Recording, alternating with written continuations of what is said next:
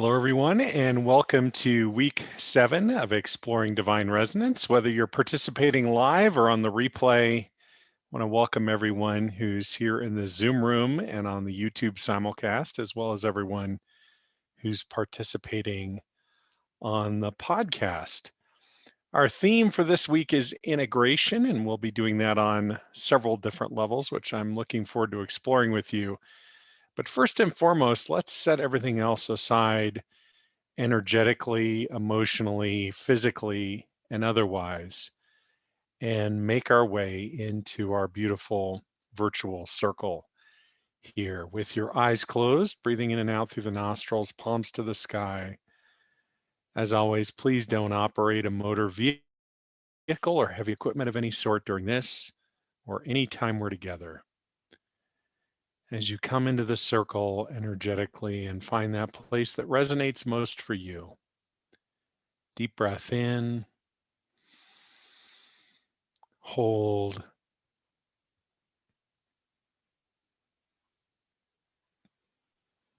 and as you begin releasing this breath now, letting go of everything that has come before in this day, all the way out to the count of 8.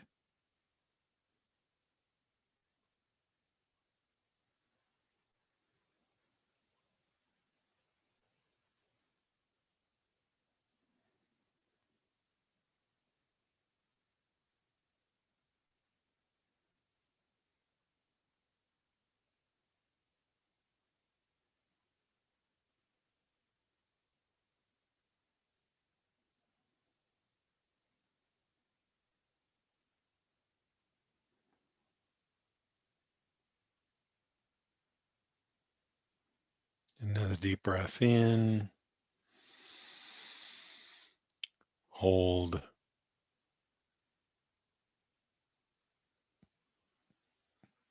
and as you begin releasing this breath now, letting go of everything that has come before since we last gathered, all the way out to the count of 8. If this is your first time in this circle, just let go of everything back to the first of the year, all the way out to the count of 8.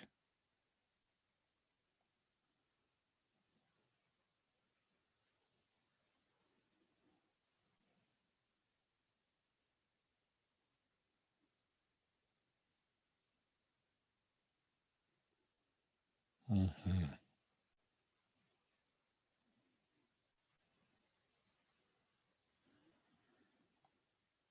Deep breath in, hold,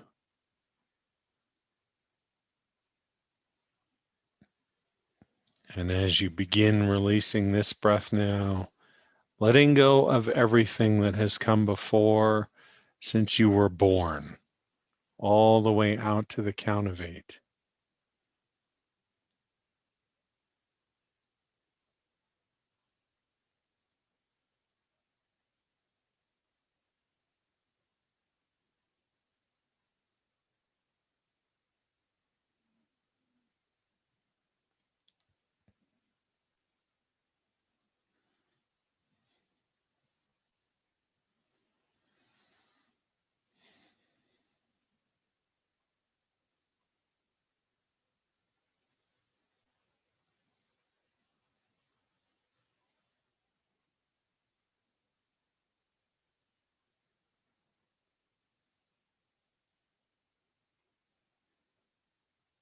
Another deep breath in, hold,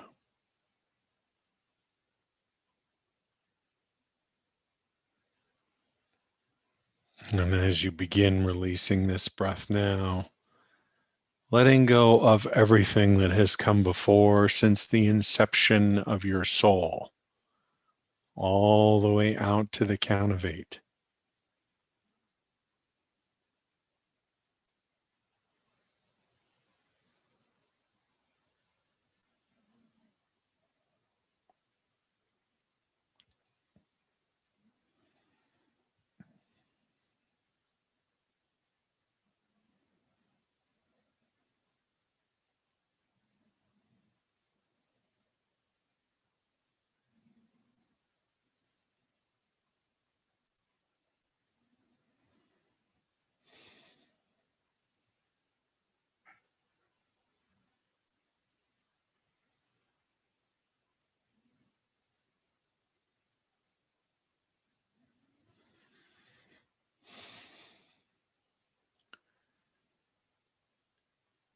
with your eyes still closed, continuing to breathe in and out through the nostrils and palms to the sky if all of that is comfortable for you.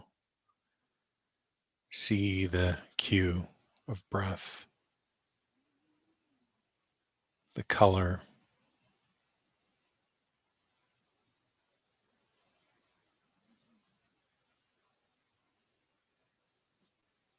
with the color, with the breath from the perspective of the color. As you draw in your next breath, nostrils, crown, lungs.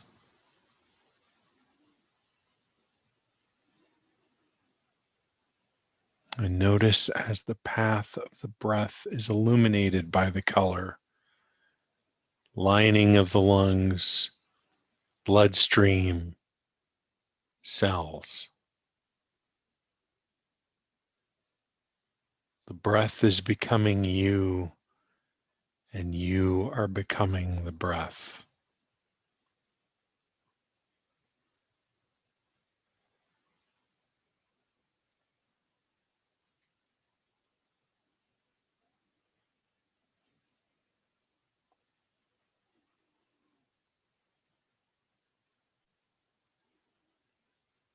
Shifting your perspective from inside the lungs to outside the body until you can see the entire planet on the screen of your visual awareness. Notice the breath of the planet serving you, your neighbors, your neighbors' neighbors, and so on. With each breath, you are connected.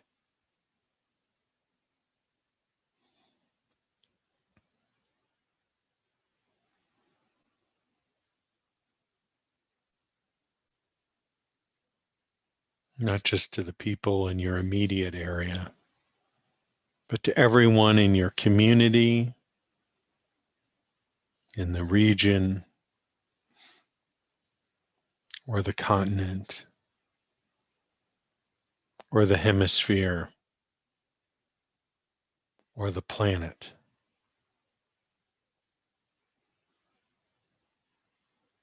Indeed, with each breath that you draw in, you are directly connected to all of these people by your breath.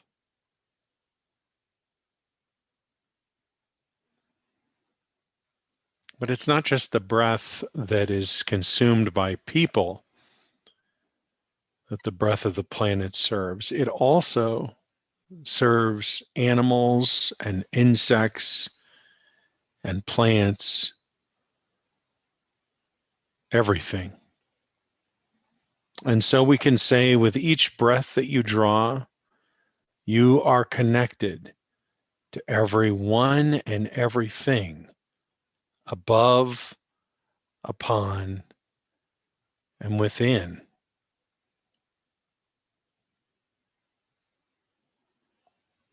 Indeed, at some point, the breath of the planet becomes the breath of the cosmos. And with that expansion, with each breath, you are connected to everyone and everything throughout the entire cosmos, through all of creation, including that energy that underwrites everything else, the divine, a light, perhaps at a great distance, perhaps even at the other side of the cosmos, yet with each breath that you draw in, it comes closer and closer until eventually it is close enough that you can perceive those twin frequencies which together comprise the divine light, the frequency of the divine itself, and the frequency of perfect health intertwined such that there is no separating one from the other.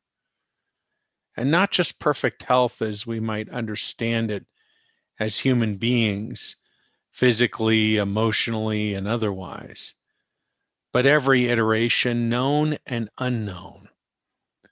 Where one aspect of this light is present, so too the other. Eventually, with each breath drawing closer, the light connects in at your nostrils and then instantaneously throughout every level of your being, known and unknown. An invitation extended to each of the smallest aspects of you. Come return to your natural state of alignment and resonance. And with that, the artifacts of dissonance appear to fall away and gather at the universal drain. The divine is becoming you, and you are becoming the divine. For whatever remains in separation, I invite you to remove the universal plug. I'll do the same. And with your permission, let's begin.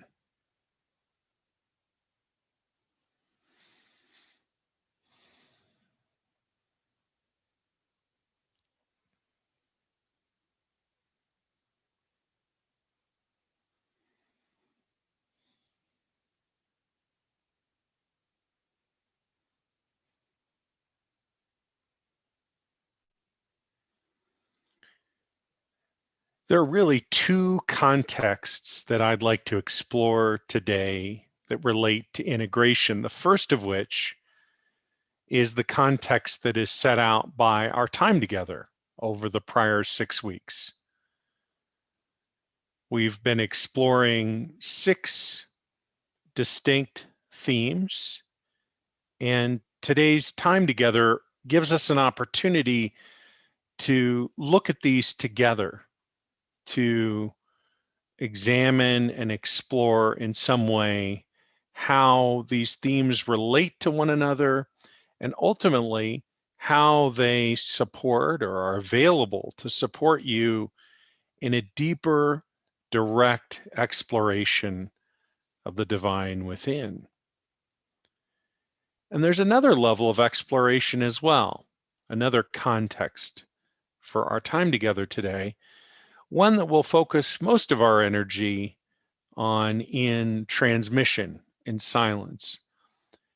And that level of integration relates to the ongoing process wherein each aspect of you comes into a state of alignment and resonance with itself, with each other, and with the divine. And on that level, it can be very difficult to articulate what is integrating, how it's integrating, or what the result of that integration is, which is interesting, as you'll see as we explore a little bit more around the integration of the first 6 weeks together, of our first 6 weeks together in this circle. It's interesting because, at least as I see it, there are sort of 3 different levels at which we can interact with these themes, or indeed with this structure, which I like to think of as spiritual mastery. It's a structure that we've begun to explore without even really talking about it per se. It's a structure that I've been receiving and exploring and teaching for more than 10 years now. And just like many structures in spirituality, this structure is temporary, and it offers us limited value. Although from some perspectives, that value is substantial. And I want to talk about that for just a minute before we revisit these 6 prior themes. So it seems to me we could really engage in an exploration of spiritual mastery, or of these 6 themes, or really of anything. And we could approach our exploration at the level of logical understanding. So let's just call that the first level of knowledge. And that's interesting, and maybe it's compelling. Only you can say for yourself, of course. The second level of knowledge might be constituted or expressed or experienced through a conversation or through a teaching or an exploration with words. And we might also do experiments and at this level and so on. And this level leads to a deeper level of experience, a deeper, more saturated dynamic. And we could call this the second level of knowledge. And then there's the third level. And the third level sort of stands alone in my mind, although it kind of sneaks up. It doesn't look like it's going to be that important or that meaningful. But at least from my perspective, it turns out to be the most meaningful type of knowledge. And we could call this embodied knowledge. And at the level of embodied knowledge, we have direct experiences. That is to say, it's not a function of logic, and it's not a function of teaching or conversation or experiments, scientific or otherwise. It's a function of a direct experience that you're having. And a simple example of this that might be easily accessible to recognize the difference just might be talking about falling in love. I'm not quite sure how to present a logical discussion of falling in love, but I'm sure if given enough time, I could come up with one. You'll be relieved to know that this example does not include exploring it more than at a conceptual level. We could have a logical exploration of falling in love. We could have a discussion of it, right? And then we could have an experience of it. And presumably, you've had an experience of falling in love at some point in your life. And you know from that experience that it's radically different than anything else that you ever thought you knew about falling in love. In other words, once you have an experience of falling in love, it stands apart. And I want to translate or transfer this example into the context of spirituality. In the same way, we could have a logical conversation. Certainly, this would be easier for me to present about how, let's say, we're all one. And then we could have a discussion about what it means to all be one and move to the second level of knowledge. And we might even refer to scientific knowledge and experiments that demonstrate or illustrate how we are all one. And then we might also open up to an experience of all being one. And once we have an experience of all being one, I want to suggest that the other two kinds of knowledge fade away, or at least they fade into the background. They may or may not be congruent with the experience, and it doesn't matter. The experience dominates. So, how does this relate to what we've explored so far together? Well, I suspect that as it relates to the first couple of themes of resonance and dissonance and the polarity that can exist between the two and polarity in life, it's easily experienced, or it's easy to have level 1 knowledge, level 2 knowledge, and probably to move into level 3 knowledge. Perhaps you can think of experiences that you've had of resonance that stand alone in terms of their meaning for you. And those experiences may inform even level 2, or even to some degree, potentially level 1 knowledge about resonance or dissonance. But once we start moving into the other themes, perhaps it's a little more challenging. And so, as with any movement into the unknown and exploration of things that are not easily known, at least not at the level of level 1 or level 2 knowledge. When we start talking about things like soul embodiment or levels or stages of consciousness, or a process for transmuting trauma, wounds, or dissonance and opening up to a deeper experience of resonance, there might be a greater emphasis on the level 2 or even the level 1 knowledge as a way as a way of supporting that movement into experience. Because as we shift from things that are known to things that are unknown, as human beings, we have a tendency to think, I want to understand what's going to unfold here.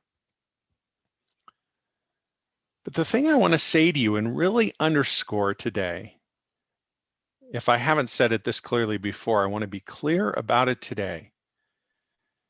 The embodied experience, the level 3 knowledge that is already unfolding and has been in your life for however many years or decades, it is the most important thing. And so even though we have an opportunity to have a conversation and explore with words in the third segment of each class, I just want to re-emphasize how meaningful and important those experiences are, which may be very difficult or even impossible to speak of, are.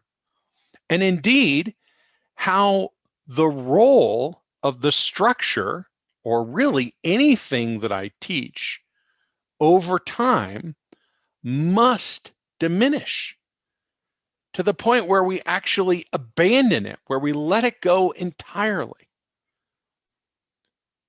And on this point, I want to offer just one more word image, and then I'm going to kind of reflect a bit and make sure that I've talked about the things that I think are important to talk about here before we move into the second part of our time together today, into transmission, into the deeper energetic and spiritual integration. If we think about the experience of divine resonance, the experience of divine presence, like a temple, like the Pantheon. And maybe you know this, right? The Pantheon has an opening in the top of the dome, and it also has front doors. But just like the experience of divine presence, we try to walk in those front doors and they don't appear to open up to us. So we think, well, I got to scale this temple. I have to get up to the top and lower myself in. So if you want to think about it, the structure, spiritual mastery, that I've begun sharing with you is a temporary scaffolding. And if it resonates with you, then it's meaningful, right? If it offers you a way to move up, climb up the outside of this temple so that you can descend in to the experience of divine presence, of divine resonance, and explore, well, then perhaps it was a meaningful structure. But as for where the experience of divine resonance is taking place, it's not taking place on the structure of the scaffolding. The scaffolding is outside the temple. We're climbing up the scaffolding. I'm talking about the scaffolding. I may even be talking about the scaffolding as if it's the most important thing, the most essential next step. You have to make sure you put your foot here and so on. But just to be clear, it doesn't matter. It's not the most important thing. And even if it feels and actually is meaningful and important for you, we have to let it go. And the experience then of being inside that temple. It's not a temple that's outside of you, it's inside of you. And only you can say, only you can directly experience it for yourself. Only you can say what that experience is. And if you can't say, it's not a limitation. It doesn't mean something is wrong. It's simply an acknowledgement that level 3 knowledge doesn't always happen in a way that allows language to reflect on the experience. And if that's true, you're joining a wonderful, enormous group of people throughout history for whom that has been the case. And over time, if you begin to have language to describe it, well, that's beautiful too. But just recognize, even though we may have many different ways of talking about it, we could all be talking about in a very meaningful and significant way our own experience of the divine within, of divine resonance.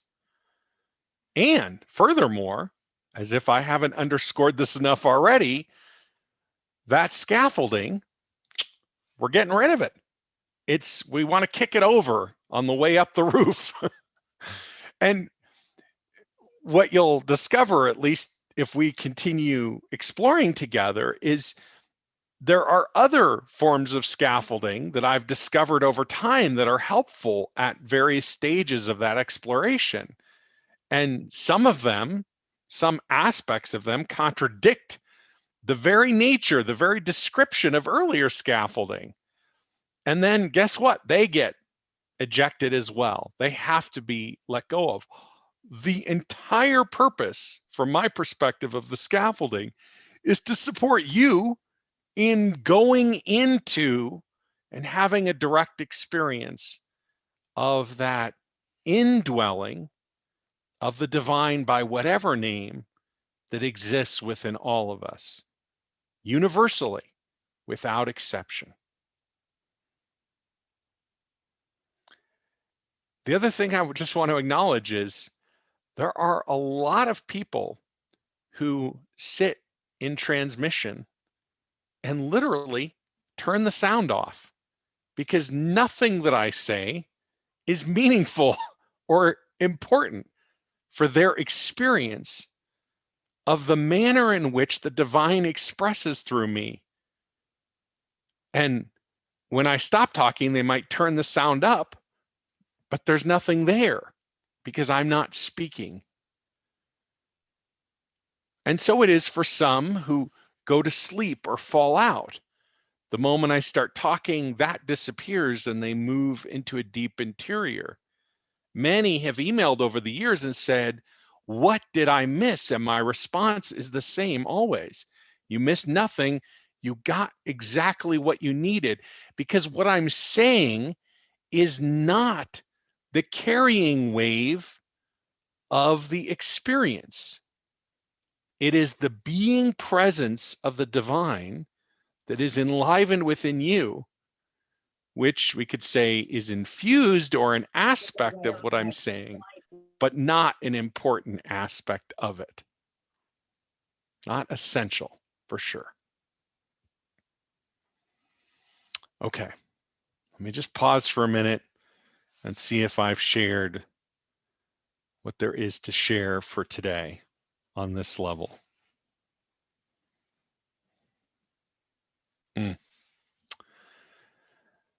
Okay, one more thing I want to share and just recognize. So we have these 6 themes: resonance, polarity and dissonance, soul embodiment, stages of consciousness, surrender, and process and a tool. Can you see? Can you feel? Can you experience how the level 1 and 2 knowledge must fall away, and the level 3 of these naturally comes together to support something that is beyond the container of even that level 3 embodied knowledge, to move to a deeper experience of something for which there are no words, yet still persistently erupts experientially on every level of your being. And as you, in my language, embody and integrate that on a deeper and deeper level, it becomes more available, more accessible, not only at the level of experience for your benefit, but also expressed through your being presence. With that, let's move to the other kind of integration for which there are no words. If you are concluding with this segment, I invite you to return the universal plug, knowing the transmission will come to a close.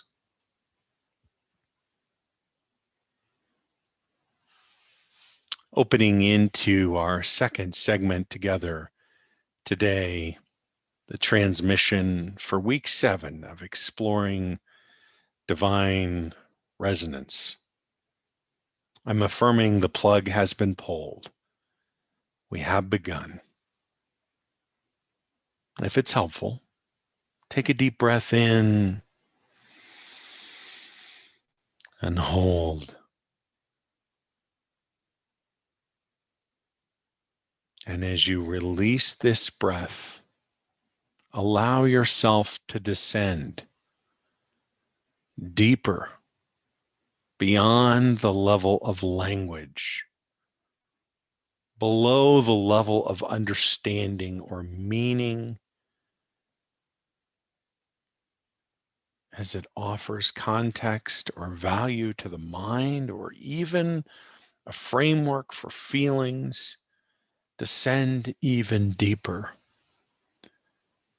to the being presence.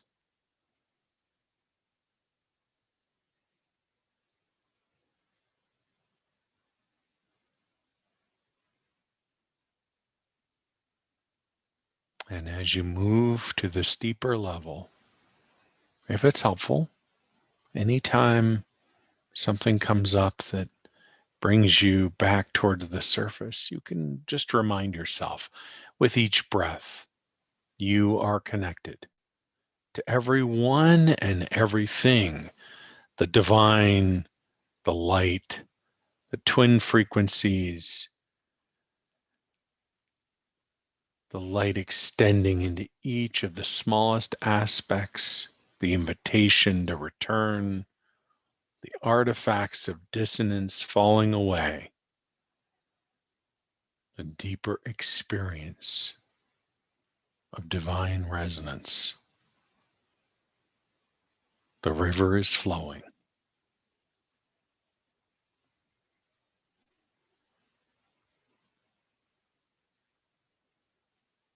The river is flowing.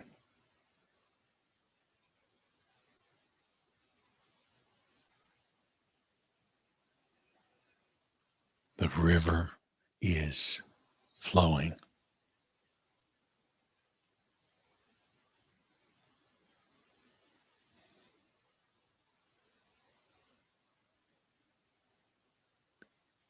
Be the river.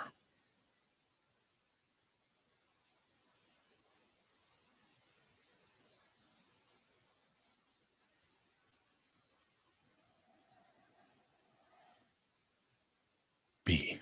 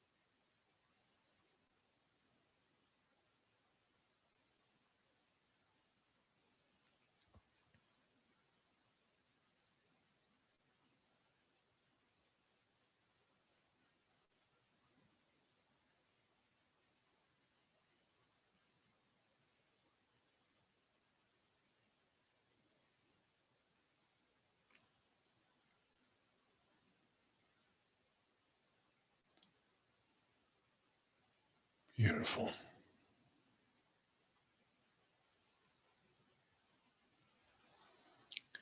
If you're concluding with this part of the transmission, I invite you to return the universal plug, knowing the transmission will come to a close. Otherwise, we'll continue on with our third and final segment for today, and of course, deeper integration.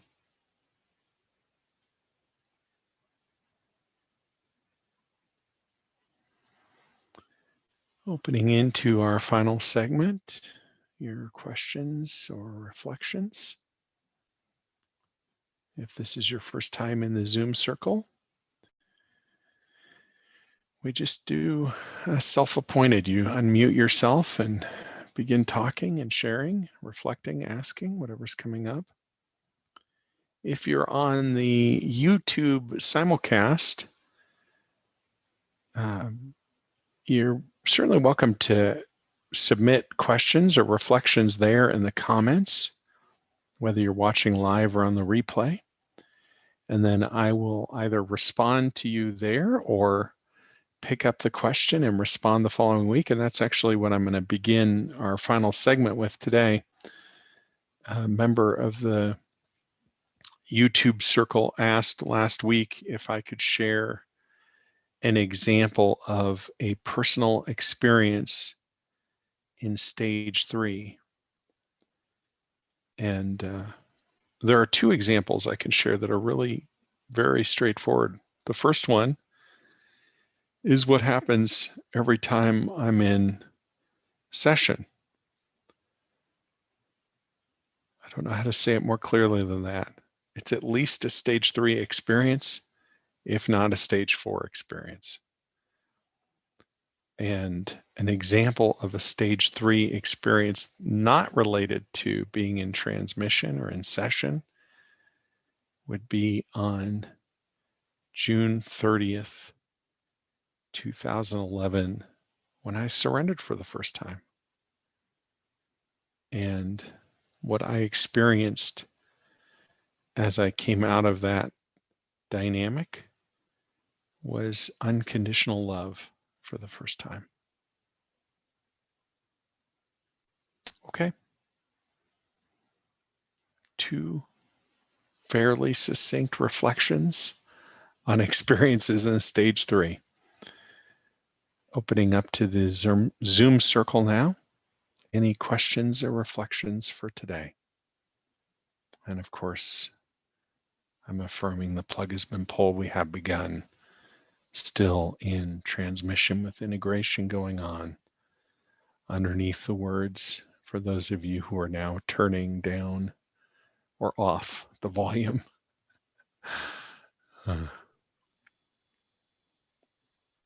Hi, Ken. I have Oh, a question. hi, Susan. Okay. I think you've covered this before, but my experience today was, so I winked out, went elsewhere, and came back, and we were in transmission. And then I had this feeling that I was cold. And so the question is, do I go get a sweater or don't I? Well, what would help you feel more comfortable? Well, in this particular instance, it wasn't so uncomfortable that I couldn't live with it. So I chose to stay with it and just see what happened. And it kind of, well, I wasn't cold after a while. There were other sensations, like my joints were a little bit achy. I was feeling numb in the fingers, and I'm still feeling that.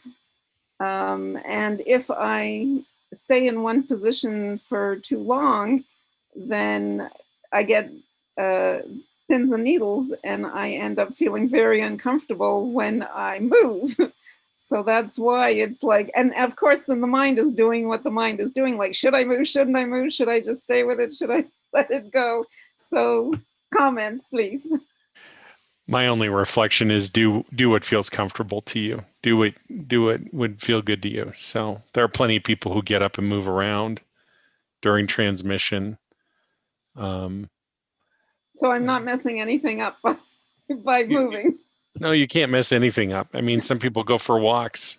That's the thing. It's not, I mean, I don't even know that I said this today, but certainly there are plenty of times when I say, be in a position that's comfortable for you, whatever that is. I mean, when I'm in transmission, my feet are actually elevated. Well, that violates rule number 1 for meditation, which feet squarely planted on the floor. I mean, it's just, but it's what's comfortable for me. So that's what I do. So I can sit, it's comfortable for me, but if I needed to move, I just turn the camera off and turn the mic off so that me moving around or getting up wasn't a distraction to the group. And do what's good for you. Thank you. Thanks for being here, Susan.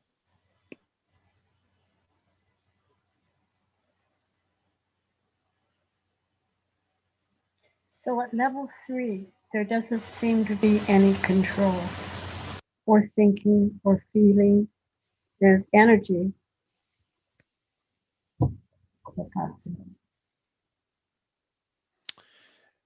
Are you wanting me to comment on that? I'm sorry, I missed it. I'm not planning. I'm not doing anything. I'm just breathing and being aware. Yeah. Yeah. And I mean, you could be taking action. You might have thoughts, but the thoughts are coming from, they're subordinate to the being, if that makes sense. You might have feelings, but they're subordinate to the being. Okay. You might take action, but it's not action that you're engaged in a strategic process around, Right. if that makes sense. It totally does. Thank you. Yeah. The other thing I'll add to this, which I hope makes sense, is that the sense of resonance however you experience that, becomes a dominant, maybe even primary source of feedback. It's that meaningful. And that I interpret that as guidance. Some people have a hard time with that idea because my experience of resonance includes a visceral sensation of it in my body. And some people can't sort of grok, how is that guidance? But for me, it's like being in flow or in alignment with divinity leads to that experience. Well, that feels like guidance to me, because if I'm experiencing that, then I'm in flow and resonance with the divine, if that makes sense. Perfect. Thank you. Beautiful. Thanks, Janet.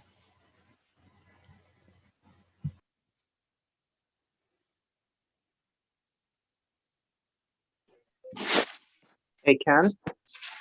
Brian. Hi. I wonder if maybe you could speak more on the surrender piece. That's something I'm kind of really struggling with now. Life's kind of backing me into a corner, and though I know I need to do it, there's something still strongly ingrained in me that, resists it, and of course causes the type of suffering you cause in your email. Sometimes it spontaneously happens, but I'd like to move more into being able to, because I know in those moments when you can accept everything just sort of flows, and it's just really nice, but it's very difficult to achieve it on a conscious level. When your mind just doesn't want to, it almost seems like my mind's more or less trying to, everything that's happened, more of it's like a survival mode, Sure. I guess it's akin to those images you see of wounded animals on the side of the road. They're wounded and they're dying, but they're still lashing out and stuff. Right. It's sort of scrambling or trying to regain control when it really can't, is I guess what it feels like, if that makes sense.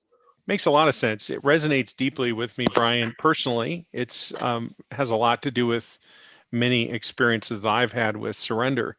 One thing I'll just offer you is that the aspect that is surrendering is the separate self. So I've sort of gone into these terms, separate and whole self. And I mean, I write about them from my heart, but in this circle, we haven't really talked about them. So maybe I can just say something for a brief moment about that, what I mean by separate self and whole self, and then what I mean when I say the separate self is the one who is surrendering. So first things first, there are no multiple selves. There's just one self. But in separation, we have this experience of the separate self and the whole self, or what I call the separate self and the whole self. And one way to think about this is the whole self is the integrated self, and the separate self is the unintegrated self. And surrender is the demarcation line between the separate and the whole self. It's the passageway through which the separate self must transit to integrate.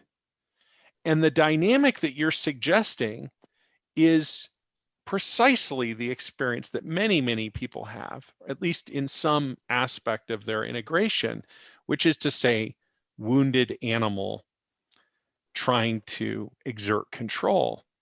From the separate self's perspective, there's a death that's happening that it's afraid of. It thinks it's dying. And there's a lot of language in spiritual literature and in the, I don't even know that I would call it spiritual literature, but just in sort of popular discussion around, you might hear it referred to as the death of the ego and so on. Those types of ways of talking about it don't really resonate with me, but without imposing my perception of view, I just say, I perceive that the ego has both a separate expression and a whole expression.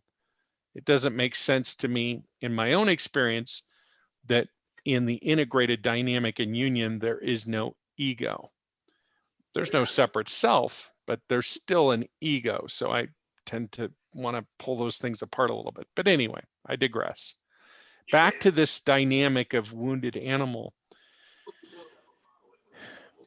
Think of it like a dynamic wherein the only way that that wounded animal is going to let go of control in some cases is when there's no other option. And if you can see it that way or experience it at some level in that way, it might open a pathway for some compassion. But I'm not talking about compassion as a way of diminishing the charge. I think the only way to truly diminish the charge is to address the fear, what is being agitated within the separate self. That's the only way to really unpack the gift.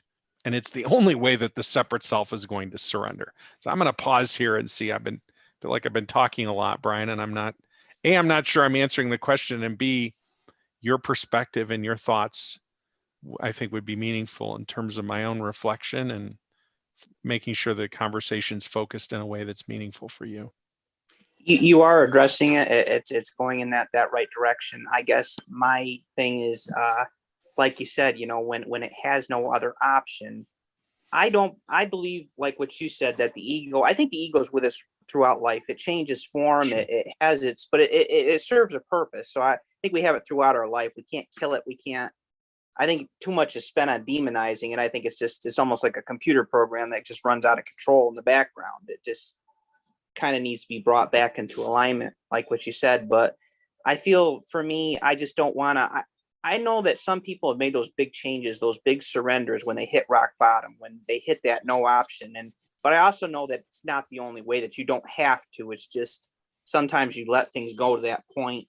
And I'm kind of in that phase where I'm being backed into that corner, but I'm also, things are changing too much for me to control, and having to look at other avenues and options, and beginning to address what some of those deeper fears are. It's kind of like both are happening. I'm being pushed into that corner where there's no option, and I'm being presented with different ways of looking at life, different ways of being, different ways of that are changing diehard routines and patterns that the ego is used to using to utilize that kind of control. Sure. Well, I guess all I can offer you, I mean, first of all, each of us goes through this process in a way that is uniquely and intimately meaningful, right? My process means a lot to me, and it has a lot of suffering and pain and whatever drama that my separate self requires, and presumably yours is doing exactly that for you. And if we sat here and shared in greater depth the details of the story, it's possible, even likely, that you and I, Brian, might want to just swap. I'll take on yours and you'll take on mine. And that generally is true. And the reason for it, unless there's a deeper alignment of discomfort, or the separate self is sort of addressing the same thing in the same way, which can happen between two people, of course. But the reason why that sort of swapping dynamic goes on is it's sort of like you hear somebody else's story, you go, I would prefer that version of suffering. Mine is uniquely uncomfortable, but that's sort of the point. From my heart today, I wrote about, the grand conspiracy between the separate and the whole self. I see it that way. I think it's this beautifully orchestrated process wherein the whole self and the separate self are doing exactly what they need to do. In particular, the separate self is doing exactly what it needs to do so that it will integrate, so that we can remember and experience who we are. And I mean, all I can offer you is something I think I've talked about before. And I mean, I'm happy to go through it either again or for the first time in this circle. But my process for surrender at the level you're talking about, I'm happy to share it with you.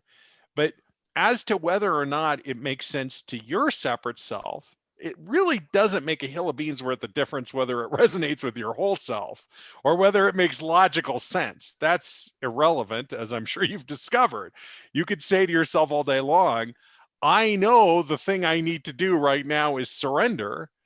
And until you're ready to surrender, you don't. And it doesn't matter who's saying it. Let's say there's some person that you respect and admire more than anyone else. You can't imagine ever getting a personal note from them. And that person pops in on the Zoom call right now and says, I've got a message for Brian. Brian, it's time to surrender. That wouldn't even do it. Whoever that is, it wouldn't matter. And so, I mean, I'm trying to be a little bit silly, but I'm also trying to just acknowledge that the reason for that is that the separate self is holding its gifts until they are unwrapped. And I mean, I guess we could say it's unfortunate, but it is so beautiful. I wouldn't want to call it an unfortunate process, but I mean, it leads to suffering for sure. The process of unwrapping those gifts can be arduous. But I mean, if we knew how to unwrap them easier, we would.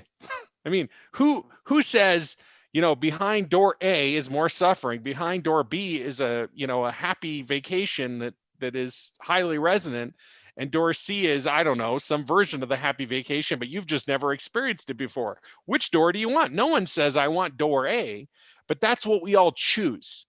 Because it's until we can choose to let go of control, we have no other choice, because the separate self is in charge of enough of what we're experiencing and expressing that there's no other option.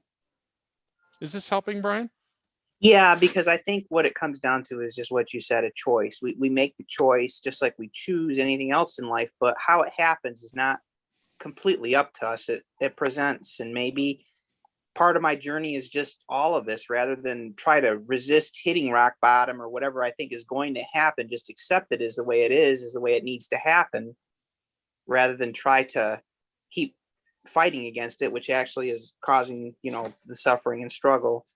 And just choose to surrender, and then it will happen when it's supposed to happen or how it's supposed to happen. Accept it. Brilliant. Because the resistance is a form of control.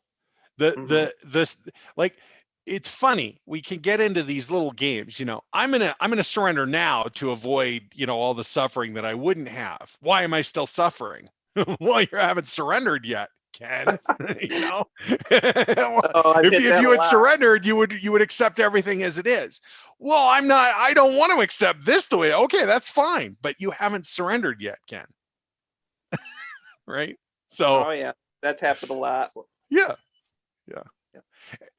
All I would say is, and I mean, I think it's possible that we all have this moment, but I could just say, I know I had it because I remember post surrender, which just led to more surrender, by the way. It's not a light switch on the wall. There's no like, oh, I mean, you hear the and then you look around and go, oh, I still am going to make a choice to surrender or not in each and every moment of the day. But in any case, at the experience of initial surrender, for me at least, I just saw the absolute beauty and necessity of everything in my life to that point. Everything. What it looked like was the root system of a tree. There was nothing else that I could have done that would have led me to that moment. And so I was able not just to accept it, but to love all of it. And the love wasn't like a there in spite of your failings, Ken or little Ken or whatever. It was a love that didn't originate from me, but it did. That was the divine, but I was experiencing myself as the source and the recipient of it. But it wasn't a dismissive or a placating love, if you understand what I'm trying to point to. It's not the despite your flaws. It's a love of there are no flaws. Nothing about you is flawed. If that makes sense. It does. I mean, it's nice when, you know, like in a moment like that, when everything kind of makes sense and comes together. I think that's universally what we all in human form strive for. We all want it to make sense. We all want it to weave together rather than think we wasted time or, you know, we could have made different decisions. It's nice when you have those divine moments when everything just kind of weaves together and you can see it clearly. I think it's something we all strive for, you know, separate self and as the whole self, whatever we can see that. Yeah, I guess my point is it's inevitable. You know, it's not that's the part that's astonishing about it, is that the striving, the efforts at control were necessary to come to the realization, for me at least, I don't need to do anything. There's nothing I need to do to experience unconditional love. In the absence of any effort or any expression of control, all there is love. And it's not love that I'm coming from a level 1 knowledge about or level 2. It doesn't have a blessed thing to do with those contexts. It's level 3 and deeper. It's the subterranean experience of level 3 knowledge. It's mind-blowing. Yeah, and that's how we experience it, and that's how we experience our lives. The struggle, the suffering, the point at which we surrender is all the unique experience that goes to that level. You know, who we There are are. a lot of people who don't surrender until they're on their deathbed, until Oh, I they've know. let go of their last breath. And there are a Yeah. lot of people who have had near-death experiences who can reflect on that, even if they're not aware of the surrender, the consistency, the tremendous consistency of near-death experiences points to what happens when we let go of control. It's an option for us in any given moment, and we all do it when we're good and ready, and not a moment before. Right. Well, thank you, The thing, Ken. yeah, Brian, I keep talking over you. I apologize for that. The Go thing ahead. I'm just thinking about right now is, you know, when I'm holding on to control, one of the things I say to myself is, apparently there's more for me to learn here. There's something else that isn't yet integrated. And whatever that is, I'm open to receiving it whenever I'm good and ready to deliver it to myself. That's a good way of looking at it, accepting that there's that need to control, that desire, rather than fighting it and saying, oh, I shouldn't try to control. It's part of the acceptance thing. That's a unique way of looking at it. Definitely. For what it's worth. No, it is. I appreciate your input and time, because it is very valuable. Thank you. You're welcome, Brian. Thanks for being here.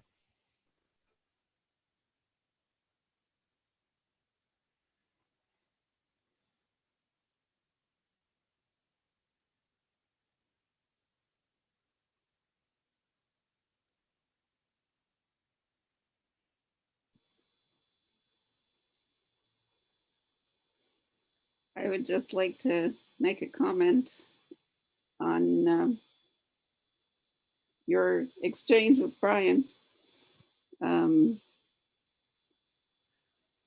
Yesterday, I was out for my walk and I tripped on a pine cone in the path. And there came a point where I couldn't keep my balance, so I fell. And the thing was, there was a conscious point where I just let go because I didn't have a choice to do otherwise. So that makes me think of surrender. And as you and Brian were talking, a thought popped into my head. It was just a little pine cone. It was just a little hurdle. And it was painful, like the ankle was sore after that. But I did, like, I took arnica and today it's better. So it seems to me that surrender doesn't have to be a big thing. It doesn't have to be, well, it doesn't have to be insurmountable. It doesn't have to be huge hurdles, huge burden. It can be a little thing. And I have a message for Brian. It's time to surrender.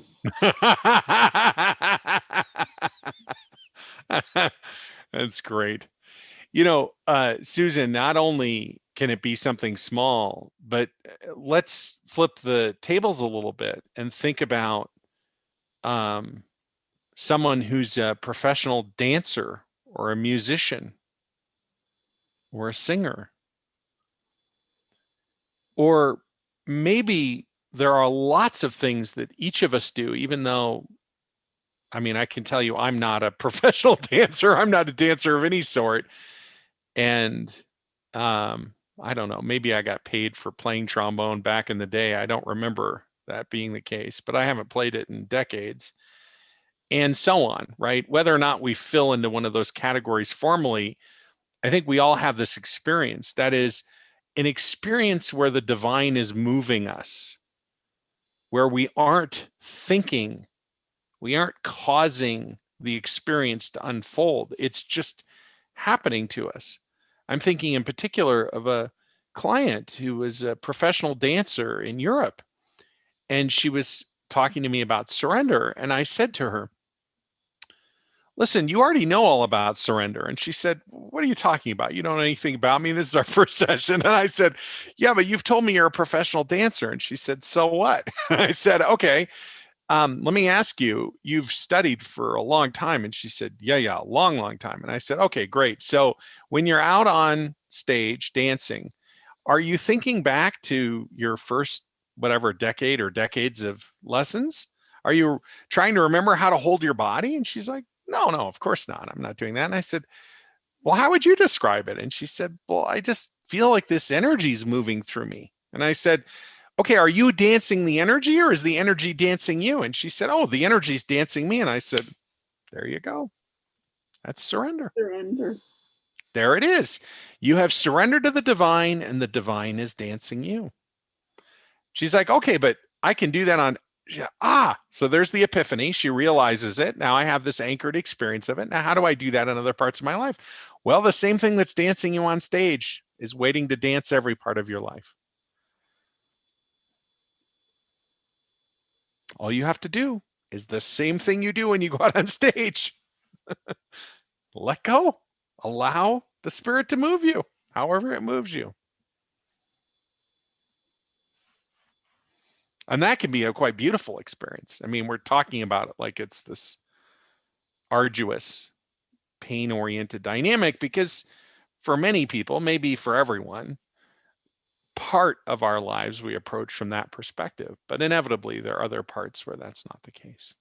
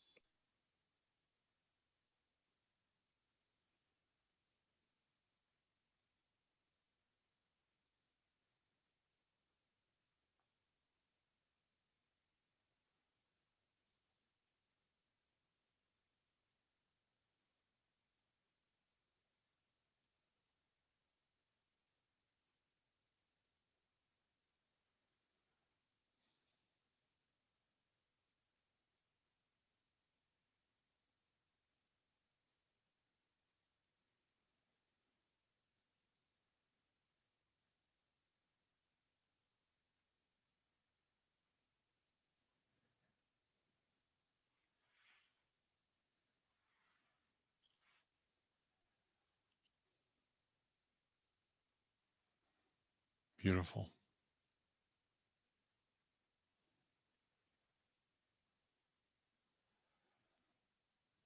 It's wonderful sitting in circle. I mean, the conversations are wonderful, of course. And it's wonderful to sit where there can be a conversation, but also where that conversation can be taking place without words.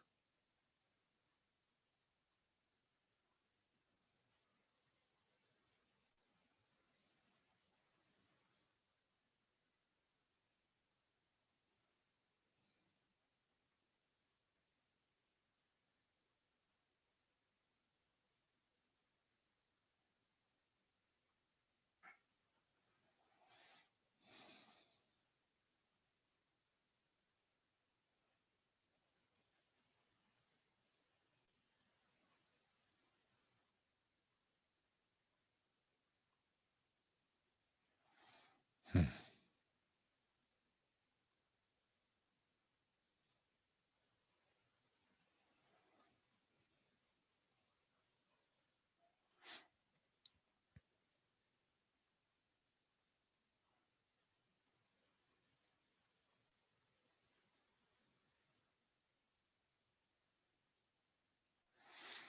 One of the things that might be interesting to reflect on and add to your Exploring Divine Resonance journal might be, as the awareness comes in, or examples where you have had embodied knowledge in your life, the third type of knowledge has presented.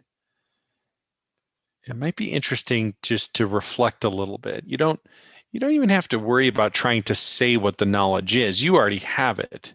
You know that.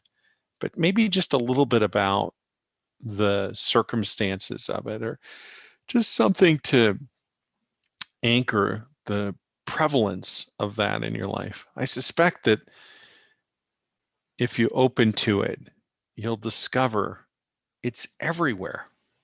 It's all over the place. This embodied knowledge. There are lots and lots of examples that I can think of, but I think it can be especially meaningful to not, who cares what my examples are, for you just to be with your own experience and reflection of that. And I mean, yeah, in part for the acknowledgement of that experience, but also one of the things I notice, and I wonder within myself, and I wonder if this might be true for you as well, is that with those anchored experiences, other things start opening up. Because I've been having this ideas forming, or these pictures or whatever. My crown is sitting here buzzing like crazy. There's just all this other stuff that's starting to converge around it. And I think that's true for all of us. I think once we open into an experience of embodied divine resonance, we just start everything starts being experienced from that perspective. It's extraordinary. And it's very, very subtle to start. And yeah, the stuff that is transmuting is being enlivened for sure. But as it's enlivened and as it transmutes, more and more of the wholeness comes to the surface to be expressed and experienced.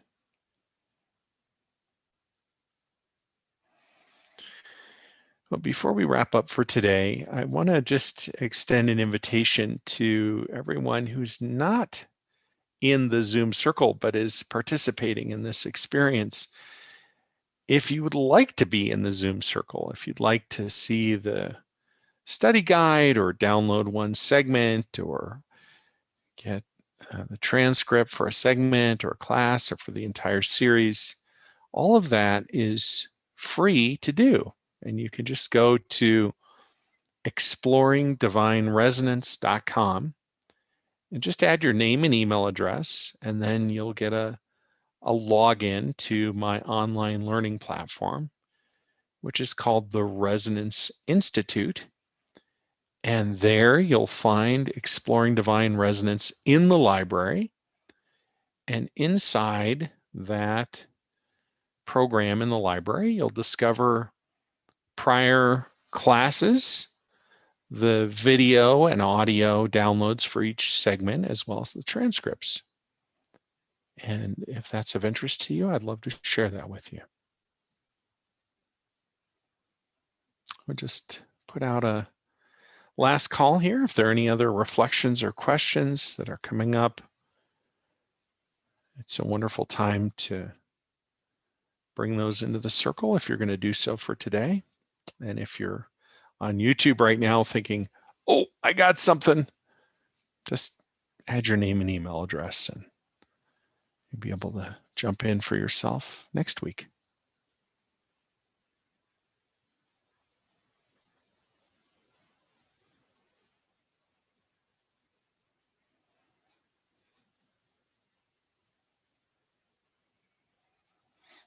Okay, beautiful.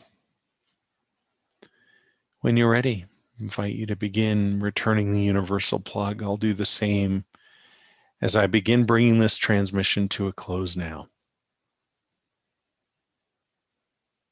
Such an honor to sit with you. Thank you for making yourself part of the circle in whatever way that you are, and for including me in your life, and for the honor and privilege of witnessing you in sitting with you in this way and exploring divine resonance together.